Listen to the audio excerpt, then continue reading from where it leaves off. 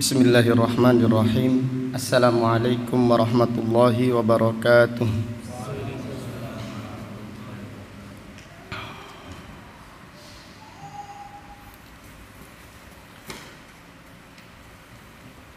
Innal hamdalillah nahmaduhu wa nasta'inuhu wa nastaghfiruh wa na'udzu billahi min syururi anfusina wa min sayyiati a'malina.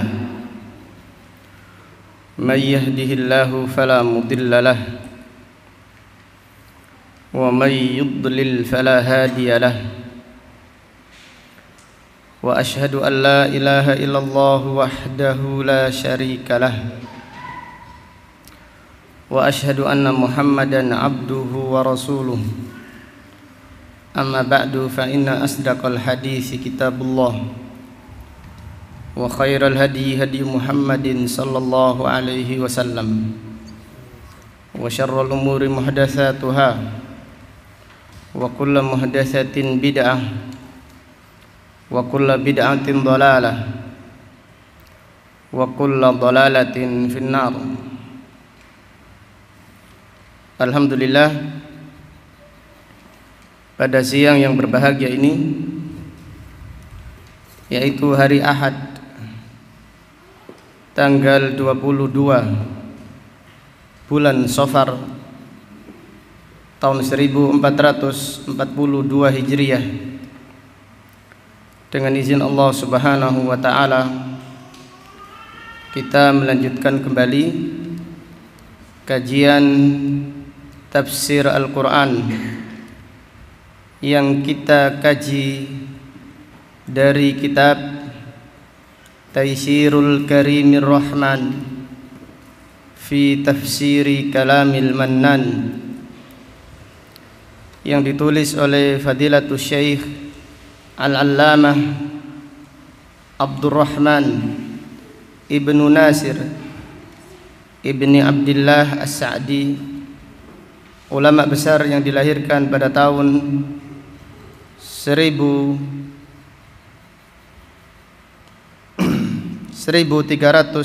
Hijriah dan meninggal dunia pada tahun 1376 Hijriah, rahimahullahu ta'ala rahmatan wasi'ah. Pada kesempatan yang berbahagia ini kita akan mengkaji tafsir surat Al-Baqarah ayat 129 dan ayat 131, ayat 129 sampai dengan ayat 131.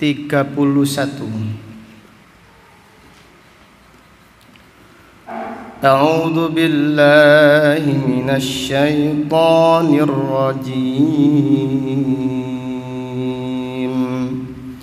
Rabbana wab'ats fihim rasulan minhum yatlu 'alaihim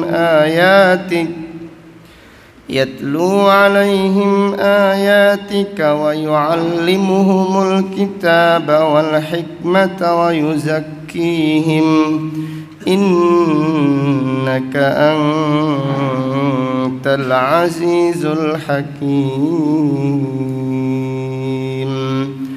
Wa man yarghabu an millati Ibrahim illa man safiha nafsah wa laqad istafainahu fid dunya wa innahu fil akhirati laminas salihin.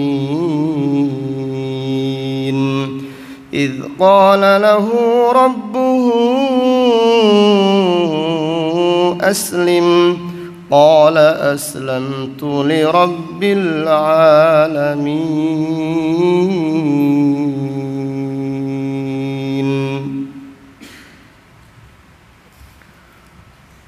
Allah Subhanahu wa ta'ala berfirman,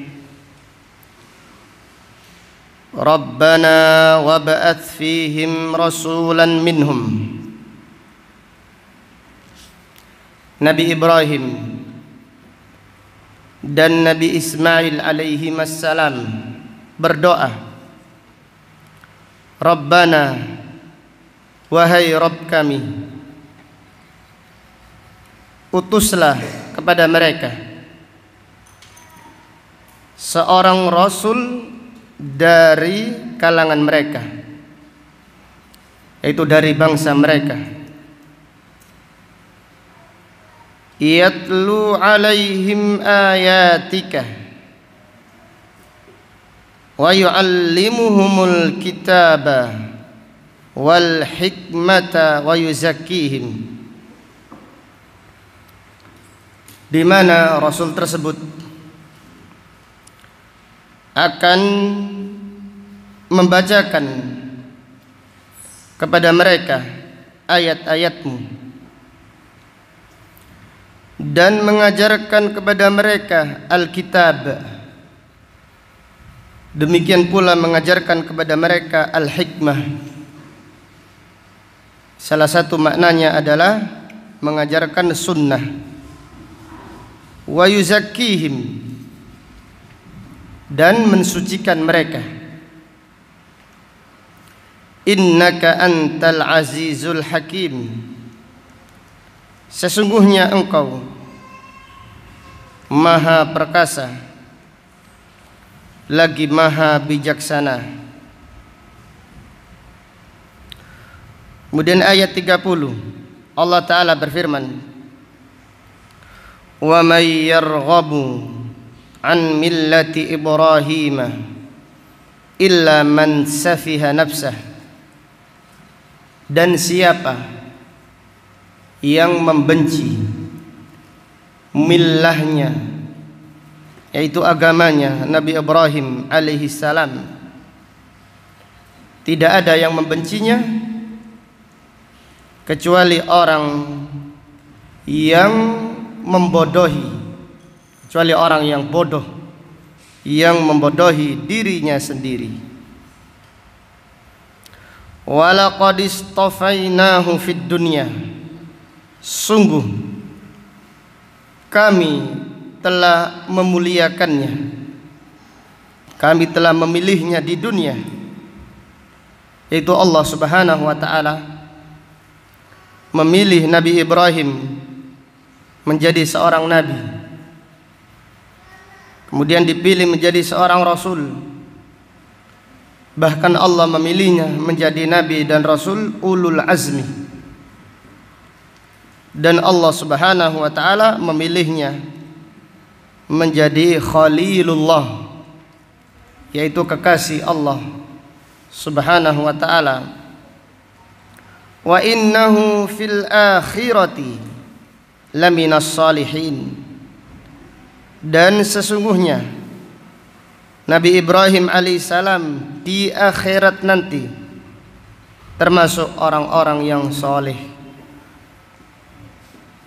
Idh qala lahu rabbuhu aslim, ingatlah ketika Rabbnya berkata kepada Ibrahim alaihissalam, aslim, berislamlah, tunduklah kepada Allah. Qala aslamtu li rabbil alamin,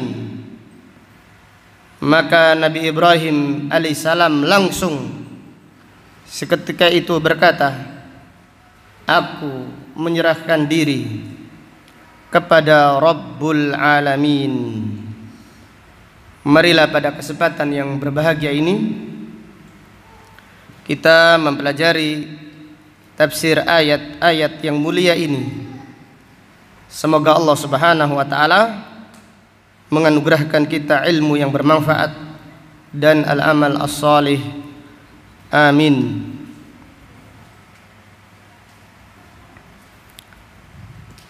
Fadilatul Syekh As-Sa'di rahimahullah berkata, Allah Ta'ala berfirman, Rabbana wab'ath fihim, ay fi durriyatina. Ya Allah, ya Rabb kami, utuslah fihim, kepada mereka, ai fi dzurriyyatina, kepada keturunan kami, yaitu kepada bangsa Arab, rasulan minhum, seorang rasul dari kalangan mereka, liyakuna arfa li darajatihima, supaya meninggikan derajat keduanya. Artinya diutusnya seorang rasul dari keturunan seseorang, maka Allah Subhanahu wa taala meninggikan derajat orang tuanya. Jadi apabila seorang orang tua memiliki anak yang bermanfaat untuk umat, maka Allah Subhanahu wa taala mengangkat derajat orang tuanya. Maka Fadilatul Syekh berkata, liyakuna arfa'a li darajatihima, supaya Nabi Ibrahim dan Nabi Ismail derajatnya semakin diangkat oleh Allah Subhanahu wa taala dengan diutusnya Nabi Muhammad sallallahu alaihi wasallam. Demikianlah orang tua yang soleh, orang tua yang baik, orang tua yang ingin derajatnya diangkat oleh Allah Subhanahu wa taala, maka mereka mendoakan anaknya supaya menjadi anak yang bermanfaat, supaya menjadi anak yang bermanfaat untuk umat, sehingga orang tua pada hari kiamat nanti diangkat derajatnya oleh Allah Subhanahu wa taala. Sebagaimana di dalam riwayat yang sahih disebutkan bahwasannya Allah Subhanahu wa taala memberikan mahkota kehormatan kepada orang tua yang anaknya hafal Al-Qur'an. Jadi pada hari kiamat nanti Allah Subhanahu wa taala memberikan mahkota, yaitu mahkota kemuliaan kepada orang tua yang anaknya menghafal Al-Qur'an karena Allah Subhanahu wa ta'ala. Kemudian lanjutan Fadilatul Syekh As-Sa'di berkata, waliyanqadu lahu waliya'rifuhu haqiqatal ma'rifah, supaya mereka taat kepada Rasul tersebut dan supaya mereka mengetahui hakikat Rasul tersebut, yaitu mengetahui kondisinya sebelum diutus menjadi apa? Nabi dan Rasul. Demikian. Yang dimaksud adalah apabila seorang Rasul diutus dari negeri tersebut atau dari tempat tersebut, dari kabilahnya atau dari kaumnya, maka ada manfaatnya. Di antaranya adalah supaya penduduk tersebut lebih mentaati. Kenapa? Karena tabiat manusia taat, ingin mengikuti orang yang dari apa? Dari kampung halamannya. Ini tabiatnya manusia. Sehingga apabila diutus seorang rasul dari negeri tersebut, maka mereka penduduk negeri lebih mentaati rasul tersebut. Demikian pula diutusnya seorang rasul atau seorang nabi dari penduduk negeri, supaya mereka mengetahui, oh bagaimana kondisi orang yang mengaku nabi tersebut sebelum diutusnya menjadi apa? Menjadi nabi. Kalau diketahui ternyata dia adalah orang yang mulia, tidak pernah berdusta, akhlaknya mulia, maka mereka lebih mudah untuk menerima dakwah Nabi tersebut. Demikian pula Dijelaskan oleh para ulama, apabila seorang dai berdakwah di kampung halamannya. Apabila seorang dai berdakwah di kampung halamannya atau di tanah kelahirannya, ini pada hakikatnya dakwah tersebut lebih diterima oleh masyarakatnya. Kenapa? Karena dai tersebut adalah keluarga mereka sendiri atau orang yang dari kampung itu sendiri. Kemudian mereka tahu apa asal usul dai tersebut. Dan juga ada faedahnya, yaitu orang yang lebih utama untuk didakwai siapa? Keluarga dan orang-orang yang di sekitar kita. Maka Nabi Ibrahim alaihissalam berdoa, ya Allah. Itu Nabi Ibrahim dan Nabi Ismail berdoa, ya Allah, utuslah seorang nabi kepada mereka dari kalangan mereka sendiri. Maka doa ini sangat agung kandungan yang didapat dari doa Nabi Ibrahim dan Nabi Ismail alaihi salam. Yatlu alaihim ayatika. Tugas Nabi tersebut adalah membacakan kepada mereka, kepada manusia, ayat-ayatmu, lafdhan wa hifdhan wa tahfidhan, secara lafadznya, yaitu disampaikan secara lafadznya. Demikian pula disampaikan secara maknanya, lafadznya disampaikan, maknanya disampaikan. Kemudian wa hifdhan, seorang nabi tersebut akan hafal ayat-ayatnya. Wa tahfidhan, demikian pula mengajak manusia untuk menghafalkan ayat-ayat Allah Subhanahu wa taala, menghafalkannya sekaligus mengamalkannya. Kemudian lanjutan ayat, wa yu'allimuhumul kitaba wal hikmah maknan.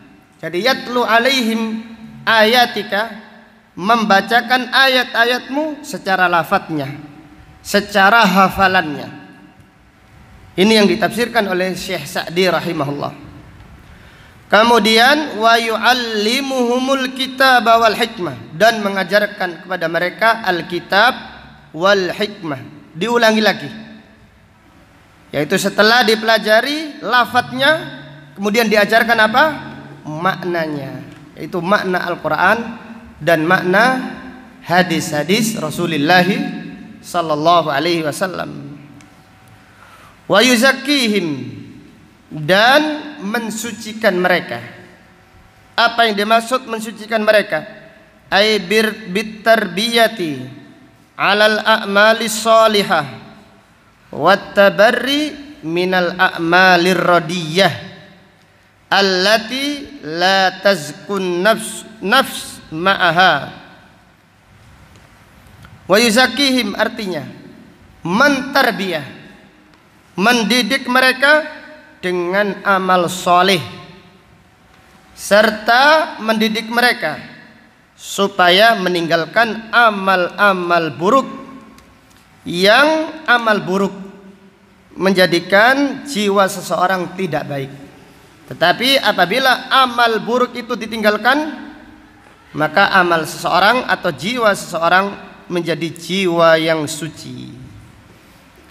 Innaka antal azizul hakim, sesungguhnya engkau maha perkasa, ay al-qahir likulli syai'in, yang menguasai, yang mengalahkan segala sesuatu. Alladzi la yamtani'u ala quwwatihi syai'un, yang kekuatan Allah tidak bisa dikalahkan sesuatu apapun. Al-Hakim, yang maha bijaksana. Alladzi yada'ul asya'a mawadhi'aha, yang artinya Al-Hakim, yang meletakkan segala sesuatu pada tempatnya. Fabi izzatika wa hikmatika ib'ats fihim hadar rasul. Maka dengan kekuasaanmu, dengan hikmatmu, utuslah kepada mereka rasul yang mulia itu. Yaitu yang dimaksud adalah Nabi siapa? Nabi Muhammad sallallahu alaihi wasallam. Kemudian Fadilatul Syekh As-Sa'di berkata, fastajaballahu lahuma. Allah mengabulkan doa Nabi Ibrahim dan Nabi Ismail alaihi wassalam. Faba'athallahu hadar rasulal karimah alladhi rahimallahu bihi dzurriyyatahuma khassatan wa sairal khalqi amah. Maka Allah Subhanahu wa ta'ala mengutus Rasul yang mulia ini, yaitu Nabi Muhammad sallallahu alaihi wasallam, yang dengan diutusnya Nabi Muhammad sallallahu alaihi wasallam Allah merahmati anak keturunan Nabi Ibrahim dan Nabi Ismail secara khusus, dan Allah merahmati alam semesta ini seluruhnya. Walihada qala alaihi salatu wassalam. Maka dari itu Nabi Muhammad sallallahu alaihi wasallam bersabda, ana da'watu abi Ibrahim. Aku adalah doa ayahku, yaitu doa nenek moyangku Nabi Ibrahim alaihi salam. Yaitu diutusnya, awal diutusnya Nabi Muhammad sallallahu alaihi wasallam kembali kepada doanya Nabi Ibrahim alaihissalam yang dikabulkan oleh Allah Subhanahu wa ta'ala. Dari ayat 129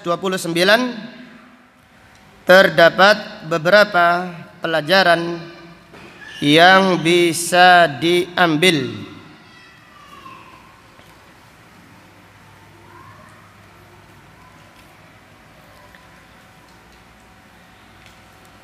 Yang pertama,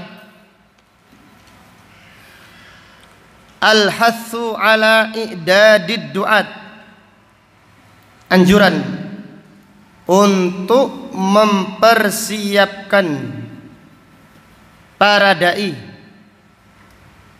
anjuran untuk mempersiapkan, untuk menyiapkan kader-kader dai yang siap berjuang untuk menegakkan tauhid, untuk mengajarkan Al-Quran dan mengajarkan sunnah Rasulullah sallallahu alaihi wasallam.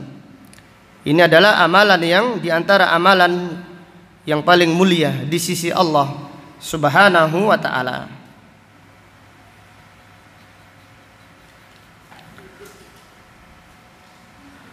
Dari ayat ini terdapat pelajaran fihi masyru'iyatu irsalid du'at ilal buldan. Disyariatkan mengutus para dai, para penuntut ilmu. Disyariatkan mengutus para dai, yaitu para penuntut ilmu, penghafal Al-Quran, penghafal hadis Nabi sallallahu alaihi wasallam, diutus ke negeri-negeri, ke wilayah-wilayah, ke desa-desa, ke pelosok-pelosok untuk mengemban tugas yang agung, yaitu tugasnya para nabi dan para rasul. Maka dalam hal ini Nabi Muhammad sallallahu alaihi wasallam mengutus para sahabat untuk mengajarkan tauhid. Di antaranya Nabi Muhammad sallallahu alaihi wasallam mengutus sahabat siapa? Sahabat Mu'ad ibnu Jabal ke negeri Yaman untuk mendakwakan tauhid. Kemudian pelajaran berikutnya dari ayat ini, fihi hajatun nas ilal ilmi asyaddu min hajatihim ila ta'ami wasyarab. Kebutuhan manusia kepada ilmu lebih kuat, lebih darurat daripada kebutuhan manusia kepada makanan dan minuman. Kebutuhan manusia kepada ilmu lebih darurat daripada kebutuhan manusia kepada makanan dan minuman. Kalau tidak ada makanan dan minuman, kemungkinan besar manusia akan apa? Mati, meninggal dunia. Ini mati jasadnya. Tapi kalau mereka mempunyai ilmu, membawa ilmu yang benar, membawa amal yang benar, kematian mereka tidak mengapa, karena mereka meninggal dunia menuju kebahagiaan yang abadi. Namun apabila manusia terpenuhi makanannya, terpenuhi minumannya, dunianya tercukupi, namun tidak ada ilmu, mereka hidupnya seperti binatang. Yang halal, yang haram tidak diperhatikan, yang kufur, yang syirik tidak tahu, yang bid'ah, yang dhalalah tidak dipahami. Sehingga mereka kalau meninggal dunia, mereka meninggal dunia menuju siksa Allah Subhanahu wa ta'ala. Waliyadzubillah. Maka manusia pada hakikatnya mereka lebih memerlukan ilmu, lebih darurat daripada mereka memerlukan makanan atau memerlukan minuman. Bahkan sebagian ulama, daruratnya ilmu lebih darurat daripada udara. Ini menunjukkan saking pentingnya ilmu. Maka Nabi Ibrahim dan Nabi Ismail faham ini. Mereka berdoa kepada Allah, ya Allah, utuslah seorang rasul kepada mereka dari kalangan mereka yang mengajarkan tauhid, yang mengajarkan agama yang benar kepada mereka. Kemudian pelajaran berikutnya,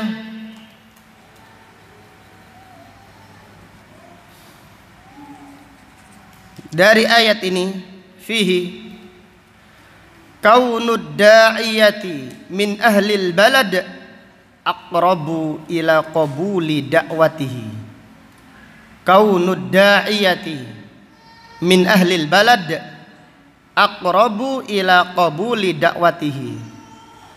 Apabila seorang dai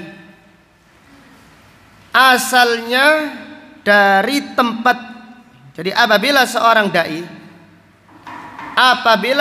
dai asalnya dari kampung halamannya berdakwah, apabila seorang dai jadi berdakwah di kampung asalnya, di kampung halamannya, ini lebih diterima dakwanya.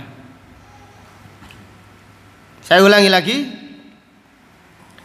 apabila seorang dai berdakwah di kampung halamannya, berdakwah di desanya atau di kota kelahirannya, ini menjadikan dakwanya lebih diterima masyarakatnya.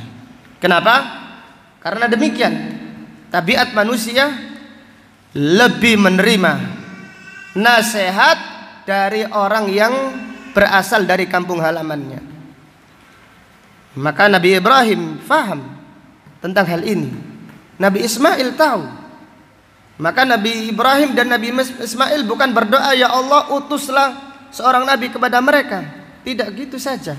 Tetapi doanya bagaimana? Ya Allah, utuslah seorang nabi kepada mereka. Dari mana? Dari kalangan mereka. Kenapa?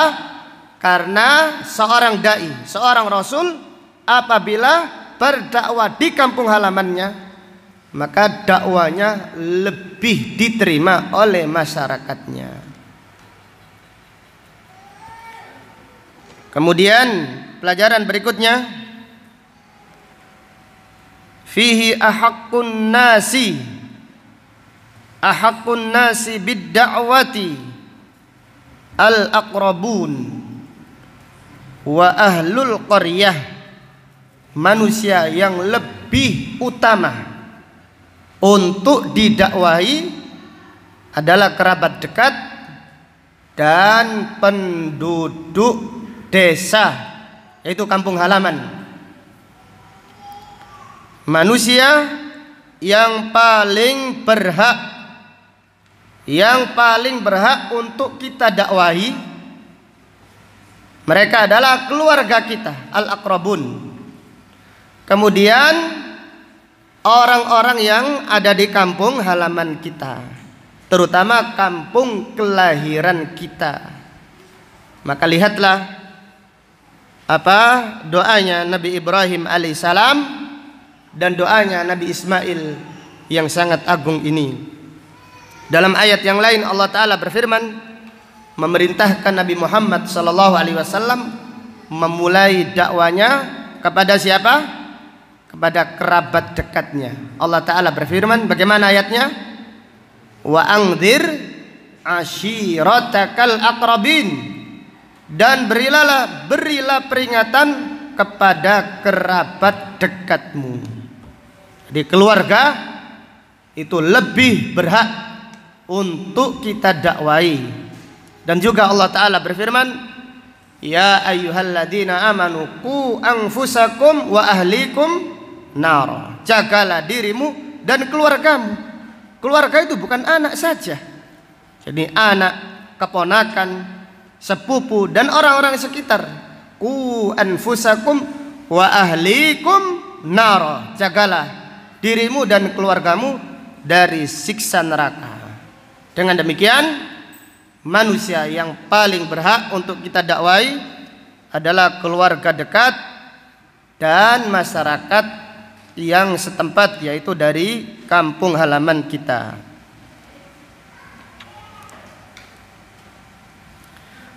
Kemudian pelajaran berikutnya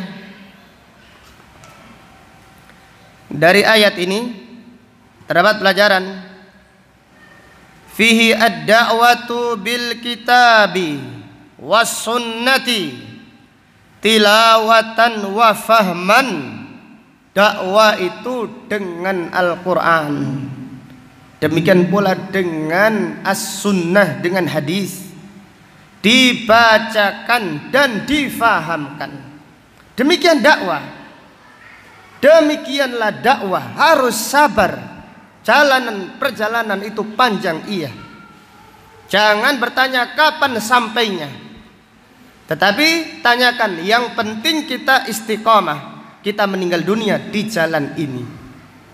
Ini jalan dakwah itu panjang, yaitu mengajarkan manusia Al-Quran seluruhnya. Bacakan kepada mereka dengan sabar, dengan ikhlas, dengan semangat. Sampaikan kepada mereka Al-Quran. Demikian pula sunnah Rasulullah SAW. Bacakan lafadznya dan fahamkan apa maknanya. Demikianlah yang didoakan, doa yang didoakan Nabi Ibrahim alaihissalam. Utuslah seorang nabi yang tugasnya membacakan Alkitab dan membacakan Al-Hikmah. Salah satu maknanya Al-Hikmah adalah sunnah Rasulullah sallallahu alaihi wasallam. Maka tidak ada dakwah yang lebih indah, yang lebih mulia, yang lebih bijaksana daripada dakwah Al-Quran, yaitu dibacakan Al-Quran, difahami maknanya.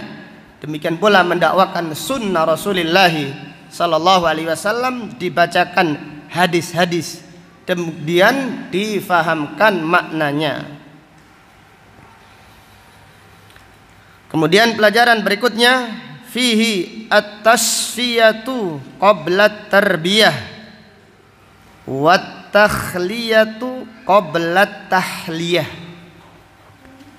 At-tasfiyah qabla tarbiyah wa takhliyah bil kha wa takhliyatu qabla tahliyah, yang artinya mensucikan mensucikan itu sebelum mendidik. Mensucikan dulu, kemudian mendidik.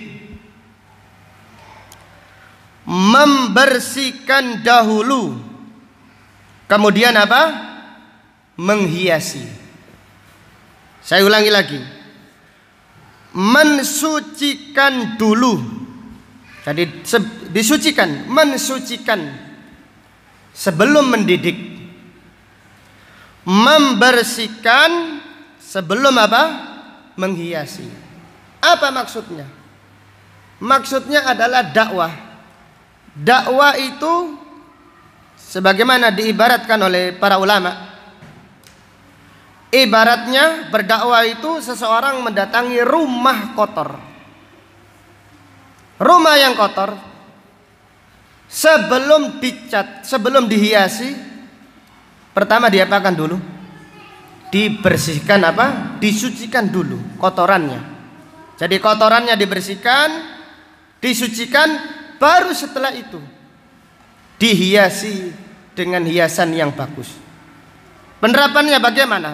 Penerapannya bagaimana kita dalam berdakwah? Perbaiki dulu akidah masyarakat.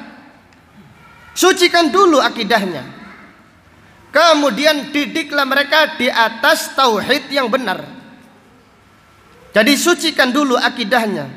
Khurafatnya dibersihkan, syiriknya dibersihkan dulu. Ini yang didakwakan oleh para nabi dan para rasul. Mereka mensucikan akidahnya manusia dulu. Disucikan akidahnya, dibersihkan akidahnya, kemudian dibersihkan pemahamannya. Lalu dididik mereka. Dididik dengan Al-Quran, dididik dengan pendidikan akhlak yang mulia, ibadah yang baik, dan akhlak yang mulia. Maka tidak ada dakwah itu hanya mengajak saja tanpa mengoreksi kesalahan mereka. Tidak ada. Jangan sebut, jangan menyinggung mereka. Oh, ini jangan disinggung. Apakah dakwanya para nabi dan para rasul tidak menyinggung? Dakwanya para nabi dan para rasul bukan hanya menyinggung, tetapi membersihkan. Membersihkan akidah yang salah, membersihkan kesyirikan, membersihkan keyakinan-keyakinan jahiliyah. Baru mereka dididik di atas Al-Quran, baru mereka dididik di atas sunnah Rasulullah sallallahu alaihi wasallam. Maka ketika Nabi sallallahu alaihi wasallam diutus menjadi seorang nabi, diperintahkan menyampaikan wahyu, Nabi sallallahu alaihi wasallam langsung mendakwakan tauhid. Mendakwakan tauhid kepada keluarga dekatnya, kepada sahabat-sahabatnya. Setelah itu baru diperintahkan berdakwah terang-terangan. Yang digencarkan Nabi sallallahu alaihi wasallam adalah mengingkari kesyirikan orang-orang Arab Mekah ketika itu. Demikian dakwah, bukan sesuai dengan selera, tetapi dakwah itu mengikuti perintah Allah dan sunnah Rasulullah sallallahu alaihi wasallam. Kemudian dari ayat ini terdapat pelajaran fihi isbatul izzah wal hikmah lillahi ta'ala. Mengimani keperkasaan Allah dan kebijaksanaan Allah subhanahu wa ta'ala. Allah maha perkasa, Allah memiliki keperkasaan, Allah maha bijaksana, dan Allah memiliki kebijaksanaan yang sempurna. Kemudian ayat 130 dan ayat 131 Allah Ta'ala berfirman, wa may yarghabu, siapa yang membenci, an millati Ibrahim, dari millahnya Nabi Ibrahim. Fadilatul Syekh As-Sa'di berkata, ay ma yarghabu an millati Ibrahim ba'da ma arafa min fadlihi. Tidak ada seorang pun yang membenci millahnya, yaitu agamanya Nabi Ibrahim, setelah dia mengetahui keutamaan dan kemuliaan Nabi Ibrahim. Illa man safiha nafsah, kecuali orang yang bodoh, yang membodohi dirinya sendiri. Ai jahilaha wamtahanaha wa radiyalaha bidun wa ba'aha bisafqatil maghbun. Tidak ada yang membenci millahnya Nabi Ibrahim. Itu millahnya Nabi Ibrahim adalah dakwah tauhid. Dakwah mengajak manusia beribadah hanya kepada Allah, meninggalkan kesyirikan. Kemudian mendidik manusia di atas Al-Quran dan di atas sunnah. Ini millahnya Nabi Ibrahim. Siapa yang membenci millahnya Ibrahim, tidak ada yang melakukannya kecuali orang yang membodohi dirinya, orang yang menghinakan dirinya sendiri, orang yang ridho dengan sesuatu yang hina dina, yang rendah, orang yang menjual agamanya, menjual dirinya dengan perdagangan yang rugi. Demikian yang disampaikan oleh Syekh Sa'di rahimahullah. Artinya apa? Orang yang membenci dakwah tauhid, orang yang membenci dakwah sunnah, orang yang membenci dakwah Al-Quran dan Al-Hadis, mereka adalah orang yang bodoh. Mereka adalah orang yang menghinakan diri mereka sendiri. Wal iyadu billah. Kama annahu la arsyada wa akmala mimman raghiba fi millati Ibrahim. Demikian pula sebaliknya, tidak ada orang yang lebih besar petunjuknya, tidak ada orang yang lebih kuat petunjuknya, tidak ada orang yang lebih sempurna melebihi orang yang cinta agamanya Nabi Ibrahim. Jadi apabila yang membenci agamanya Nabi Ibrahim adalah orang-orang yang bodoh, sebaliknya orang yang mencintai millahnya Nabi Ibrahim, cinta dakwah tauhid, cinta dakwah Al-Quran dan sunnah, cinta mengamalkan Al-Quran, cinta mengamalkan sunnah Nabi SAW, mereka adalah orang yang mulia. Mereka adalah orang yang mendapatkan petunjuk dari Allah Subhanahu wa taala. Thumma akhbara an halatihi fid dunya wal akhirah. Kemudian Allah mengkabarkan keadaan Nabi Ibrahim di dunia dan akhirat. Wa laqad istafainahu fid dunya, ay ikhtarnahu wa waffaqnahu lil a'mali allati sara biha minal mustafainal akhyar. Kami di dunia memilih Nabi Ibrahim. Kami beri taufik kepadanya untuk beramal, untuk mengamalkan ilmu yang didapatkannya, sehingga Nabi Ibrahim menjadi hamba-hamba pilihan Allah Subhanahu wa taala. Wa innahu fil akhirati laminas sholihin, dan sesungguhnya di akhirat nanti dia termasuk orang-orang yang soleh. Jadi soleh itu sifat yang mulia. Hada wasfun lil anbiya, ini sifatnya para nabi. Demikian pula sifatnya orang-orang yang beriman dan bertakwa. Maka Allah Ta'ala berfirman, wa innahu fil akhirati laminas sholihin alladzina lahum a'lad darajat. Itu mereka yang mendapatkan tempat atau derajat yang mulia di sisi Allah Subhanahu wa taala. Ayat 31, Allah Taala berfirman, "Idz qala lahu rabbuhu aslim."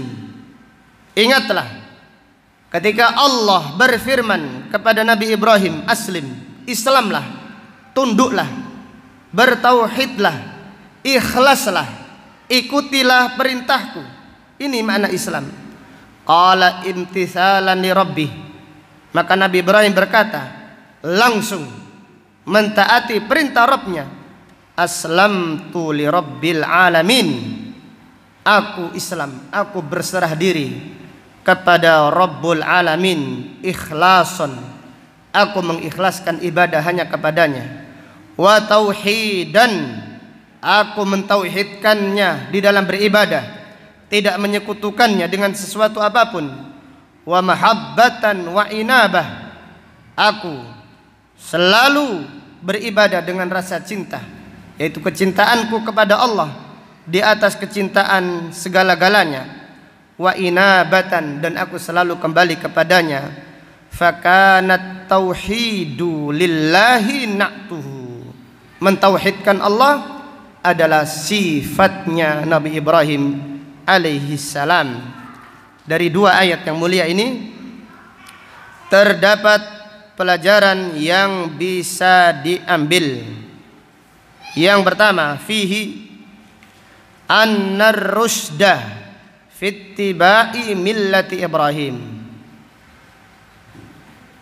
Dari ayat ini terdapat pelajaran bahwasannya petunjuk dengan mengikuti millahnya atau agamanya Nabi Ibrahim alaihi salam. Jadi orang-orang yang mengikuti agamanya Nabi Ibrahim alaihissalam, mereka adalah orang-orang yang mendapatkan petunjuk. Jadi orang-orang yang mengajak manusia kepada tauhid, kepada ibadah hanya kepada Allah saja, mereka adalah orang yang mengikuti millahnya Nabi Ibrahim. Mereka bukan memecah belah umat. Mereka ingin mengajak manusia beribadah hanya kepada Allah subhanahu wa ta'ala saja. Fihi mukhalafatu Ibrahim, mukhalafatu millati Ibrahim safahun, menyelisihi millahnya Nabi Ibrahim adalah kebodohan. Di alangkah banyaknya manusia yang bodoh pada hari ini karena mereka menyelisihi, membenci millahnya Nabi Ibrahim, yaitu Nabi Ibrahim alaihissalam mengajak manusia meninggalkan kesyirikan. Ini millahnya Nabi Ibrahim, mengajak manusia beribadah hanya kepada Allah saja. Maka siapa yang membenci seruan ini berarti mereka adalah orang yang bodoh. Demikianlah orang-orang yang berbuat syirik. Orang-orang musyrik, orang yang menyekutukan Allah adalah orang yang bodoh.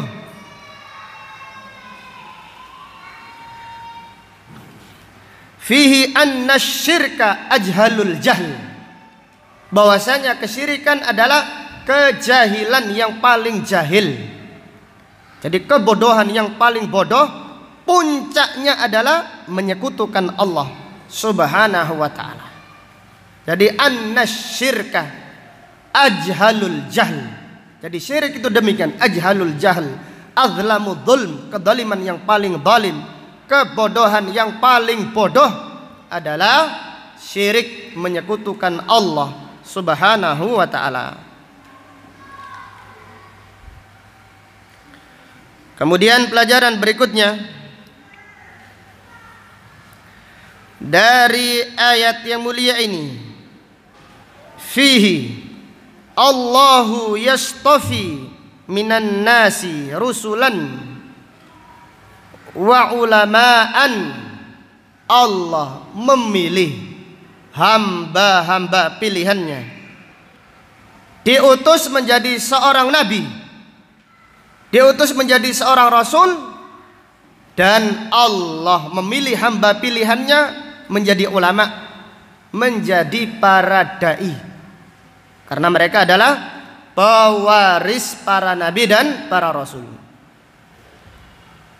Jadi saya ulangi lagi, Allahu yastafi minan nasi rusulan wa ulama'an, Allah memilih hamba-hamba pilihannya, diutus menjadi seorang nabi, dan Allah memilih hamba-hamba pilihannya menjadi para ulama atau menjadi para dai yang meneruskan perjuangan, yang meneruskan tugasnya para nabi dan para rasul, yaitu mengajarkan manusia Al-Quran, mengajarkan manusia hadis-hadis sunnah Rasulullah sallallahu alaihi wasallam. Maka tugas ini, tugas dakwah adalah tugas mulia. Maka harus bersabar, jangan mengambil jalan pintas, tapi harus sabar mengajarkan Al-Quran, mengajarkan hadis. Apalagi kita tahu Al-Quran itu ayatnya banyak sekali. Berapa ribu ayat Al-Quran? Hah? Berapa ribu? 6.000 sekian ayat. 6.000 lebih. Kita mempelajari Al-Quran. Berapa ayat satu hari? Kadang 1 ayat, kadang berapa? Kadang 2 ayat, kadang 3 ayat. Sampai kapan? Sampai kapan ini kita tidak tahu. Tetapi yang penting kita optimis, kita semangat. Ini yang penting. Semangat di dalam mengemban tugas yang mulia, yaitu tugasnya para nabi dan para rasul. Maka harus kita sabari, harus kita perbaiki niat kita di dalam menuntut ilmu. Kemudian pelajaran berikutnya, fihi annas salaha wasfun lil anbiya wal muttaqin. Salih adalah sifatnya para nabi dan orang-orang yang bertakwa. Jadi salih, salihin adalah sifatnya para nabi. Demikian pula sifatnya orang-orang yang beriman dan bertakwa.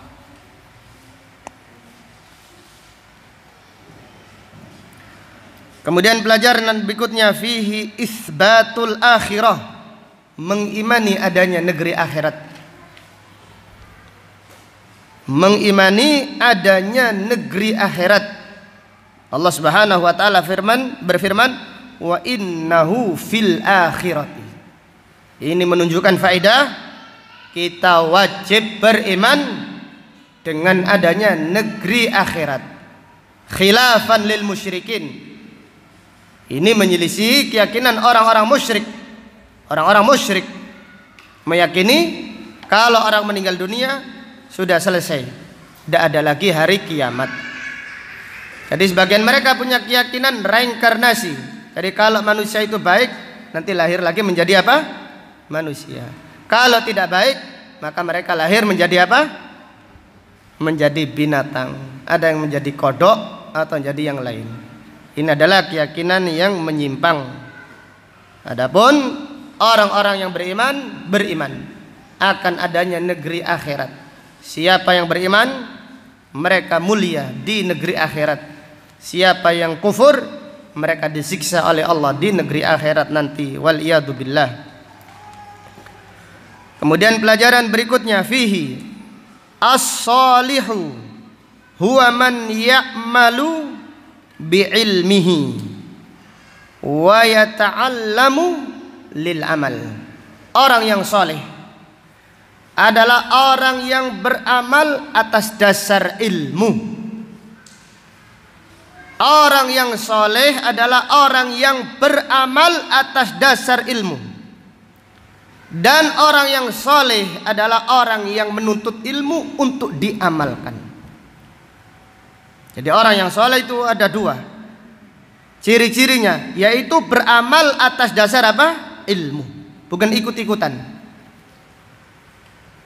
Kemudian ketika menuntut ilmu, tujuannya untuk diamalkan. Jadi as-salih alladhi ya'malu bi ilmihi, alladhi ya'malu bil ilm wa yata'allamu lil amal. Orang yang salih adalah orang yang beramal atas dasar ilmu dan orang yang menuntut ilmu untuk diamalkan. Itulah ciri-ciri orang yang soleh. Adapun orang yang kelihatannya soleh, serbannya masya Allah, berapa meter serbannya, tasbihnya panjang, kemudian seakan-akan setiap saat qomat kamit, terutama kalau ada orang banyak qomat kamit. Kalau sendiri enggak. Ini kelihatannya saja. Ini kelihatan soleh, padahal tidak soleh sama sekali karena banyak yang menyelisih sunnah. Demikian pula penuntut ilmu yang belajar Al-Quran tidak diamalkan, bukan orang yang soleh. Maka para salaf berkata, rubba qari'il Quran wal Quranu yal'anu. Berapa banyak orang yang baca Al-Quran padahal Al-Quran melaknat dia karena ilmu yang dipahaminya tidak diamalkannya. Maka Sufyan ibnu Uyainah berkata, man fasada min ulama'ina fafihi syabahun bil yahud. Siapa yang rusak dari ulama kita, maka mereka menyerupai orang-orang Yahudi. Man fasada min ubadina fafihi syabahun bin nasara. Siapa yang rusak dari ahli ibadah kita, maka mereka menyerupai orang-orang apa? Nasrani. Maka orang yang soleh adalah orang yang berilmu, orang yang mengamalkan ilmunya, dan orang yang beramal atas dasar ilmu yang benar, bukan ikut-ikutan. Kemudian pelajaran berikutnya, fihi al-islamu huwa tauhidu wal mutaba'ah. Islam itu tauhid dan mengikuti sunnah. Jadi Islam itu luas maknanya, tetapi kesimpulannya Islam adalah at-tauhid, yaitu ibadah hanya kepada Allah. Kemudian ibadah hanya kepada Allah mengharap ridhonya. Kemudian sesuai dengan apa? Sunnah Rasulullah sallallahu alaihi wasallam. Itulah Islam. Bukan yang dimaksud Islam adalah identitas saja, enggak. Itu Islam zahir. Adapun Islam yang ada pada ayat ini, id qala lahu rabbuhu aslim. Islamlah secara zahir dan secara apa? Batin. Artinya bertauhidlah. Ikhlaskan ibadahmu hanya kepada Allah. Tunduklah kepada Allah dan ikutilah syariat Allah Subhanahu wa ta'ala. Kemudian pelajaran berikutnya, fihi al-mubadaratu ilal khairat. Bersegera mengerjakan kebaikan. Jadi inilah Nabi Ibrahim alaihissalam. Dengan inilah Nabi Ibrahim alaihissalam mendapatkan kedudukan yang mulia di sisi Allah Subhanahu wa ta'ala. Demikian pula para nabi dan para rasul. Kenapa? Karena mereka adalah manusia yang paling bersegera, yang paling bersegera di dalam mengerjakan perintah Allah Subhanahu wa ta'ala. Maka ketika Allah perintahkan aslim, langsung Nabi Ibrahim berkata, qala aslamtu li rabbil alamin. Aku berserah diri kepada Rabbul alamin. Maka dari ayat ini terdapat pelajaran al-mubadaratu, bersegera, berlomba-lomba mengerjakan kebaikan. Dengan apa kita bersegera? Dengan apa berlomba-lomba menuju kebaikan? Di antaranya dijelaskan oleh para ulama, artinya segera, secepat mungkin mendatangi perintah Allah. Namanya perlombaan itu apa? Cepat, segera. Tidak ada perlombaan santai-santai. Perlombaan itu cepat-cepatan, segera. Maka Allah Ta'ala berfirman, wasari'u. Artinya apa? Dan bersegeralah, cepatlah menuju perintah Allah. Kemudian diantaranya yang kedua, orang yang bersegera menuju perintah Allah adalah orang yang mengerjakannya dengan sungguh-sungguh, dengan semangat. Kalau sholat dengan khusyuk, dengan semangat. Semua ibadah dikerjakan dengan semangat. Mereka itulah orang yang berlomba-lomba, bersegera menuju kebaikan. Kemudian poin yang ketiga, orang yang bersegera berlomba-lomba menuju kebaikan adalah al-huznu idza fatahul khair. Sedih kalau ketinggalan kebaikan. Namanya lomba. Kalau ketinggalan sedih. Adapun kita ketinggalan membaca Al-Quran, tidak sedih. Kita ketinggalan sholat berjamaah, tidak sedih. Kita bangun ketelatan, tidak sedih. La ilaha illallah. Berarti kita belum masuk perlombaan. Belum termasuk orang-orang yang berlomba menuju apa? Kebaikan. Maka pada ayat ini Allah berfirman, id qala lahu rabbuhu aslim. Nabi Ibrahim menjawab, qala aslamtu li rabbil alamin.